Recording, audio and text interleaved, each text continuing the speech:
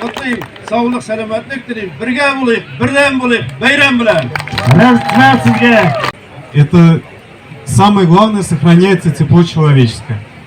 Потому что вместе люди собираются, вместе празднуют, вместе поют, вместе молятся.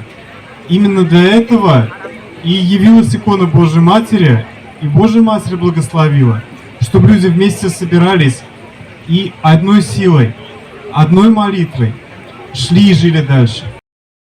Татарстанның, республикабызның көркем сыйфатларының берсе ул милли һәм дини бердәмлек, татулык, дуслык.